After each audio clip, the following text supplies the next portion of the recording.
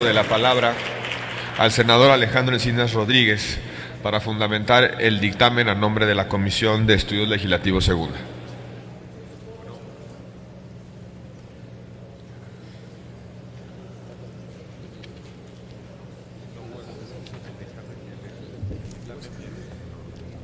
Muchas gracias, señor presidente. Compañeras y compañeros legisladores, con el dictamen que hoy vamos a aprobar, se cierra un ciclo en donde se dará paso a la creación del Sistema Nacional Anticorrupción, la formación de un Tribunal de Justicia Administrativa y reformas a la Ley de Responsabilidades de los Servidores Públicos. Este ha sido un proceso escabroso, muy difícil en su implementación, que ha puesto en evidencia las virtudes y al mismo tiempo las peores prácticas dentro del Poder Legislativo y particularmente en el Senado de la República. Este proceso, que inició con iniciativas muy diversas de todos los grupos parlamentarios y la presentación de una iniciativa ciudadana respaldada por más de 630,000 ciudadanos, se propuso originalmente desarrollar sus discusiones y el trabajo legislativo a partir de las prácticas del Parlamento abierto. En las primeras reuniones que desarrollamos, nos planteamos dejar atrás las negociaciones bilaterales, las negociaciones en lo oscurito, y de cara a la sociedad, de manera pública y a través incluso de la transmisión del canal del Congreso, nos propusimos abordar el debate de uno de los temas más sensibles en nuestra población y que afecta la vida cotidiana de todas y de todos los mexicanos. Lamentablemente, no lo logramos. No tuvimos la capacidad ni la inteligencia para construir los acuerdos que nos permitieran avanzar en la construcción de consensos, y eso llevó no solamente a un proceso de desgaste en la dictaminación de las distintas iniciativas, sino a un proceso de politización en el marco del proceso electoral de esta discusión, que impidió que estas iniciativas o este dictamen fuera aprobado en el anterior periodo de sesiones. Y más aún, el proceso de acercamiento con los ciudadanos promotores de la Ley de Responsabilidades de los Servidores Públicos, conocido como 3 de 3, incurrió en las prácticas que nosotros mismos cuestionamos al derivar, debido a la incapacidad de los grupos parlamentarios, a una negociación bilateral de los propios ciudadanos promoventes con las distintas fracciones parlamentarias. Pero finalmente, hoy llegamos a esta discusión donde todavía en estos momentos se discuten dos de las iniciativas que deben formar parte del paquete que crea el Sistema Nacional Anticorrupción, y todavía estamos en espera de las 2 minutas que la Cámara de Diputados habrá de enviar en materia de fiscalización. Hay avances, no lo podemos negar. La reforma en materia de combate a la corrupción forma parte de una reforma a la administración pública que quizá tiene como su principal contribución la ciudadanización en el diseño de las políticas públicas en esta materia y la posibilidad de que las distintas instituciones responsables de combatir esta práctica indebida puedan coordinarse, actuar de manera conjunta, y si tenemos un buen dictamen de reformas al Código Penal, que se tipifiquen los delitos para que se acabe con la impunidad y la corrupción sea atacada. Entendemos que este sistema es un sistema progresivo y que tendrá que vincularse con el desarrollo institucional del mismo, así como desde las distintas instituciones y el propio órgano ciudadano que formará parte del sistema nacional. Pero también tenemos que asumir que de generar y aprobar la legislación, a avanzar en el desmantelamiento del entramado institucional que ha permitido que la corrupción se forme parte del ejercicio de la función pública, dista todavía mucho tiempo, porque habrá no solamente que llevar a cabo un proceso de maduración de esta reforma,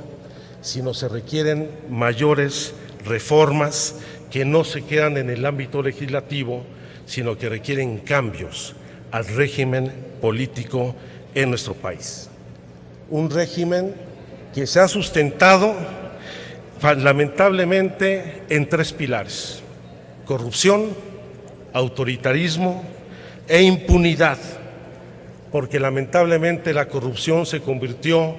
en parte del engranaje fundamental del sistema político de nuestro país, sin lo cual la forma en que se ejerce el gobierno y el desarrollo de las políticas públicas no puede funcionar. No es un fenómeno nuevo. Así se pacificó este país después de la revolución a partir de cañonazos de 50,000 pesos y la distribución de las viejas haciendas a los generales.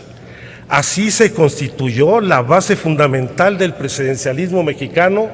donde a partir de un sistema de premios y castigos, la política, los negocios y el ejercicio del poder conformaron un círculo vicioso que volvió a la corrupción y a la impunidad una forma de gobierno y de ejercicio de las políticas públicas para el mantenimiento del status quo actual. Por eso se requieren mayores prácticas, otro tipo de reformas y de cambios. La corrupción, a diferencia de lo que han dicho diversos funcionarios, no es un problema cultural de los mexicanos, es un problema sistémico. Y en tanto problema sistémico y multifactorial, hay que desmantelar las redes que lo permiten y que junto a la actuación indebida del Poder Judicial generan la impunidad para que esta práctica se reproduzca y se multiplique. Creo que quedan muchos temas pendientes en la discusión de este marco legislativo, temas más profundos y fundamentales, como por ejemplo la eliminación de todo tipo de fuero constitucional a los servidores públicos,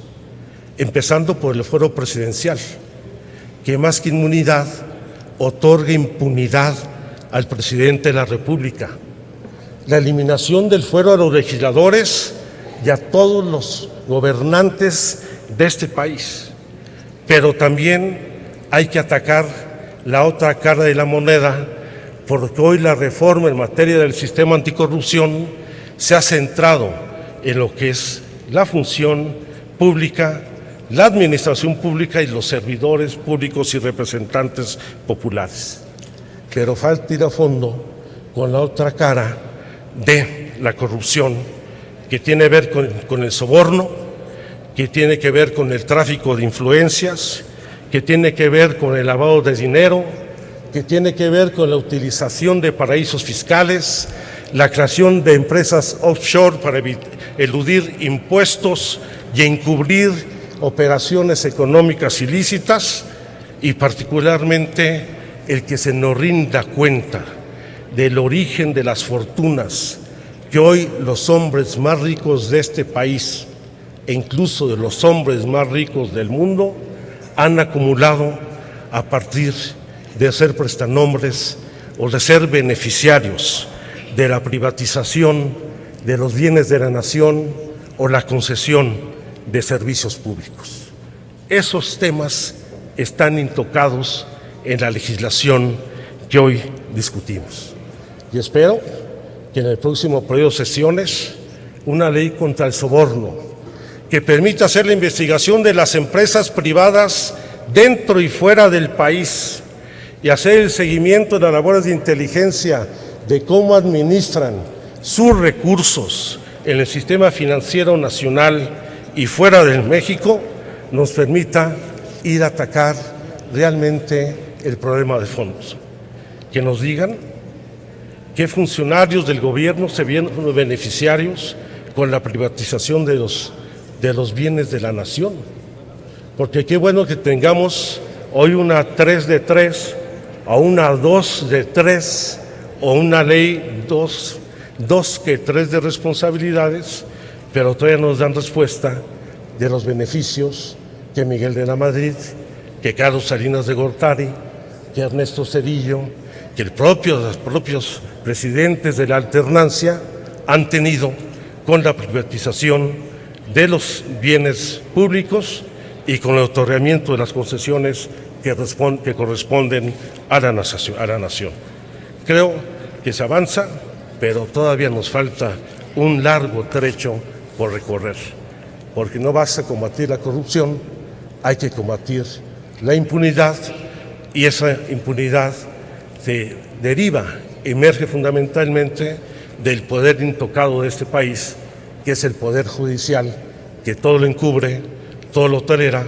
para poder garantizar la prevalencia del actual régimen político en nuestro país. Muchas gracias.